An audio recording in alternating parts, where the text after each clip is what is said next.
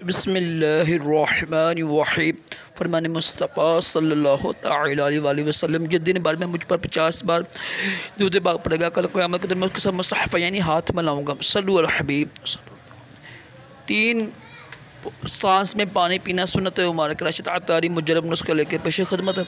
एक नुस्खा लेकर आया हूँ अफ्तारी और सहर के लिए। इंशाअल्लाह इसकी बरकत से इंशाअल्लाह ताकत आएगी, इंतशार खूब आएगा, नफ्स में सख्ती आएगी और ये मैदे के लिए बेहतरीन चीज़ है।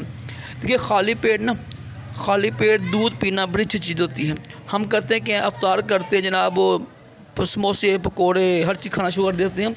अगर उसकी जगह अगर हम सुन्नत की नीयत से खजूर खाएँ या पानी पिएँ, कि दोनों का जिक्र है ना, 5 खजूरें खा के ना ऊपर से दूध पी लें आप 1 गिलास नीम गर्म, इंशाअल्लाह सोने पे सुहागा होगा। और सही टाइम खाना खाने के बाद दूध पी लें दालचीनी वाला, बेहतरीन चीज़ है इंतशार के लिए। अल्हम्दुलिल्लाह मैं ख़ुद भी ऐसा ही करता हूँ। एक तो इससे बलगम बनती है, नहीं दूध होता है दालचीनी में दूध बना के ना, दालचीनी थोड़ी पीस के ना तो उसमें डाल कर वो दूध पिए, इससे इंशाअल्लाह वो बलगम नहीं बनेगी, रेशा नहीं बनेगा।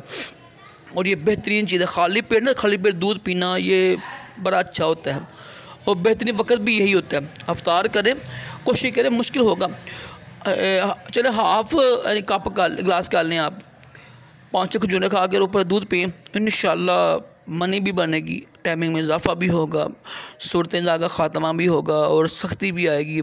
और ये बेहतरीन चीज़ है अफ्तार के हवाले से। मैदा भी ठीक रहेगा आपका इंशाअल्लाह अज़्ज़ व जल।